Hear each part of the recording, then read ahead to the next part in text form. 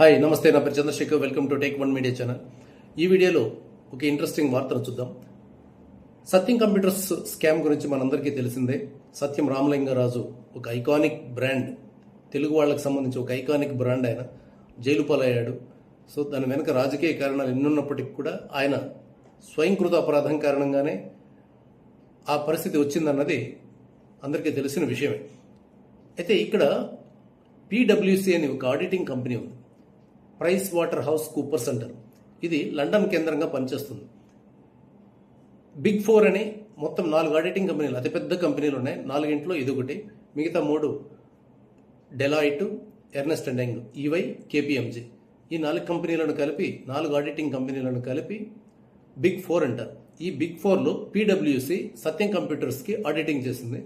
ఈ క్రమంలో అది చేసిన మోసాల వల్ల ఇండియాలో 2 ఏళ్ల పాటు దాని మీద బ్యాన్ కూడా పెట్టాల్సి వచ్చింది. దాని మీద జరిమానా కూడా విధించారు. దానికి సంబంధించిన ఆడిటర్లను అరెస్ట్ కూడా చేశారు.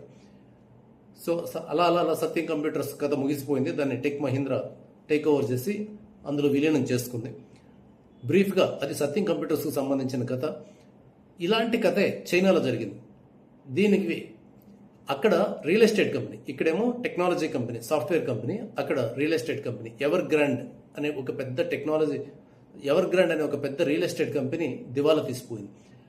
ఆ దివాలా తీయడంలో ప్రైస్ వాటర్ హౌస్ కూపర్స్ అనే కంపెనీ, పీడబ్ల్యూసీ అనే కంపెనీ పాత్ర ఉంది, ఆడిటర్ల పాత్ర ఉంది. దాన్ని సరిగ్గా ఆడిటింగ్ చేయలేదు, ఇందులో మోసాలు జరిగాయి అనే ఉద్దేశంతో, అనే నేపథ్యంలో అక్కడ ఇప్పుడు ప్రస్తుతానికి ఇన్వెస్టిగేషన్ జరుగుతోంది. ఈ ఇన్వెస్టిగేషన్లో భాగంగా ఏం జరుగుతుందంటే, అక్కడ ఆడిటర్, ఆ పీడబ్ల్యూసీలో ఉన్న పార్ట్నర్లు అంటారు, పార్ట్నర్లు వాళ్ళ స్పౌసులతో విడాకులు తీసుకునే పనిలో ఉన్నారు. ఎందుకు అంటే, ఈ కేసులో కనుక జరిమానా పడితే ఆ పార్ట్నర్లకు సంబంధించిన స్పౌసుల ఆస్తులు కూడా స్వాధీనం చేసుకునే అవకాశం ఉంది. అలా ఉన్నాయి రూల్స్. ఆ నేపథ్యంలో ఏం చేస్తున్నారంటే, టెక్నికల్గా విడిపోవడానికి, చట్టం ముందు విడిపోయినట్లుగా నటించడానికి డైవోర్స్కి అప్లై చేసుకుంటున్నారు. ఎందుకంటే ఆస్తులన్నీ ఆ పార్ట్నర్ల పేర్ల మీద ఉన్న ఆస్తులని స్పౌసుల పేరు మీద, అంటే భార్య పేరు మీద కానీ లేకపోతే భర్త పేరు మీద కానీ మార్చేసి ఆ ఆస్తుల్ని స్వాధీనం చేసుకోకుండా ఉండడానికి డైవోర్స్కే అప్లై చేసుకుంటున్నారు.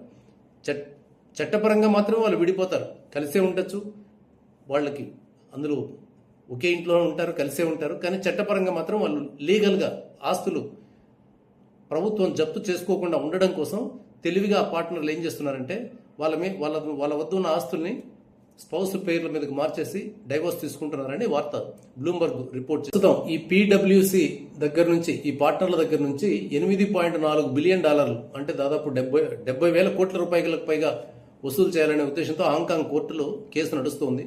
ఈ కేసు కనుక పీడబ్ల్యూసీకి అగైనెస్ట్గా వస్తే పార్ట్నర్ల ఆస్తులని స్వాధీనం చేసుకునే అవకాశం ఉంది. ఆ స్వాధీనాన్ని తప్పించుకోవడానికి ఆస్తుల్ని స్పౌసుల పేర్ల మీదకి, భార్యల పేర్ల మీదకి, భర్తల పేర్ల మీదకి మార్చేసి తప్పించుకునే ప్రయత్నాల్లో ఉన్నారనమాట. టెక్నికల్ డైవోర్స్, వెరైటీ కేసు అనమాట.